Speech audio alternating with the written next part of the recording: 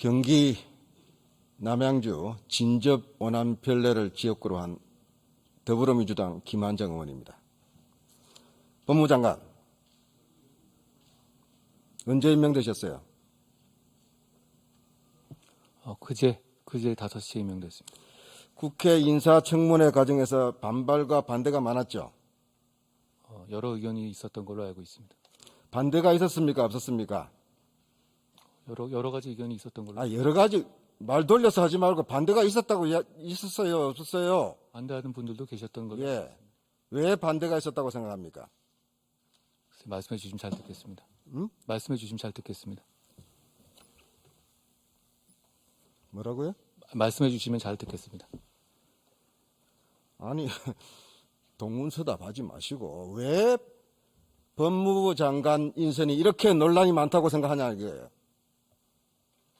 글쎄 제가 직접 제가 당사자이니까요.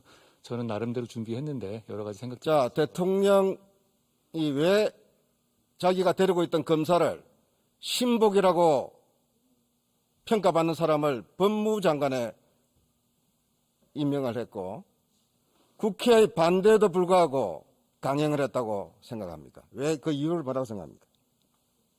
저는 인사를 받은 당사자이기 때문에 제가 인사권자의 생각을 미리 짐작해서 말씀드리는 건 적절하지 않은 것 같습니다.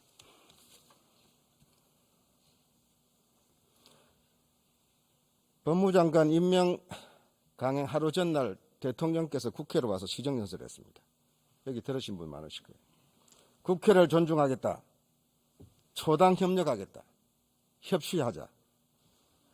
법무장관, 협치가 무슨 뜻입니까? 상호 공존하고 이해하는 것으로 알고 있습니다. 협치라는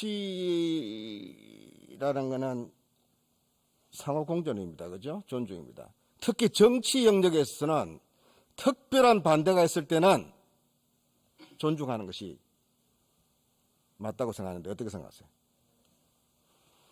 잘 새겨듣겠습니다. 윤석열 정부는 50% 국민의 지지를 받았습니다. 절반이 가까운 사람들이 지지하지 않았습니다. 대한민국 국회는 여소야대 국회입니다. 자, 이런 정치 환경에서 국회를 존중하고 야당을 존중하고 의회주의를 존중한다는 것은 어떤 의미입니까? 반대를 무시해도 된다는 이야기입니까? 반대를 존중해야 된다는 이야기입니까? 법무장관 어떻게 생각하세요?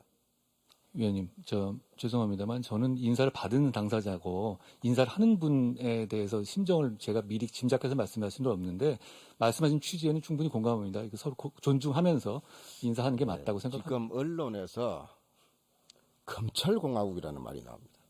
야당의 주장만이 아닙니다. 왜 검찰공화국이라는 말이 나온다고 생각하십니까? 여러 가지 보는 판단이 있다고 보는데요. 저는 대한민국은 국민이 주인이 민주공화국이라고 생각합니다. 협치는 야당과 정치적 반대자하고 하는 거예요. 그런데 윤석열 대통령의 협치는 특수부 검사들하고만 협치를 하고 있어요. 이게 진정한 협치입니까? 이게 국민이 바라는 협치라고 생각하십니까? 답변해 보세요. 저는 이미 검사가 아니고요. 특수부 검사가 협치한다는 말씀에는 동의하기 어렵습니다. 자, 법무부 장관은 검찰 인사에 대해서 누구나 납득하고 수긍할 수 있도록 인사하겠다 했죠. 예, 그렇습니다. 자, 이번에 대검을 비롯한 검찰 인사가 있었는데 납득하고 수긍할 인사라고 평가하고 있습니까? 저는 능력과 공정에 대한 소신을 기준으로 인사했다고 생각합니다. 대통령하고 협의했습니까? 대통령께 보고는 당연히 드려야 되는 절차입니다. 대통령 의중이 반영했습니까? 법무부 장관은 대통령의 위임을 받아서 자, 윤석열 검찰 대통령의 인사를 만든 인사죠? 검사 인사가 이번에. 지금 현 정부의 인사입니다.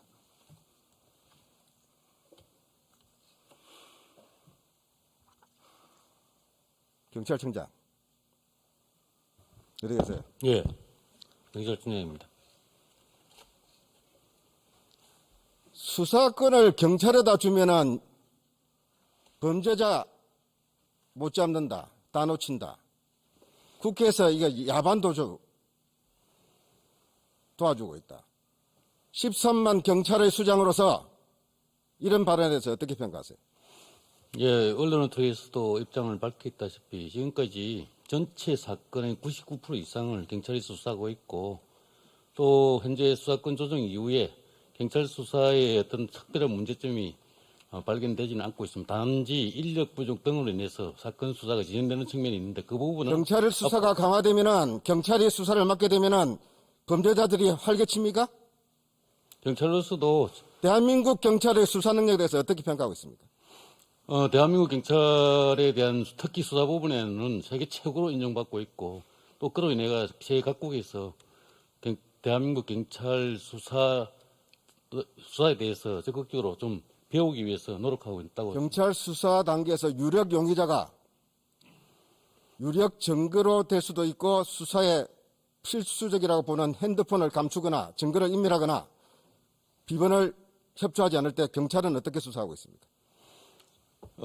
증거를 발견하기 위해서 저희들이 할 수 있는 모든 기법과 수단을 동원하고 있습니다. 법무장관, 예. 한동훈 전 검사의 핸드폰 비번 문제는 어떻게 처리할 것입니까? 이제 수사 끝났고 다 틀었으니까 관계 없습니까? 제가 청문회에서 말씀드렸다시피요. 저는 부당한 수사를 받은 당사자고요. 자, 거기에 대해서 법무장관으로서 권리를 이야기 묻습니다. 지금 법무부 장관으로서 당연히 헌법상 기본권이 이런 정치적 공격에 의해서 무력화돼서는 안 된다고 생각합니다. 정치적 공격이라고 이야기하면은 핸드폰 비번 풀 테면 풀어봐라. 핸드폰 파기하고 감추고 해도 된다는 이야기로 받아들여도 되겠습니까?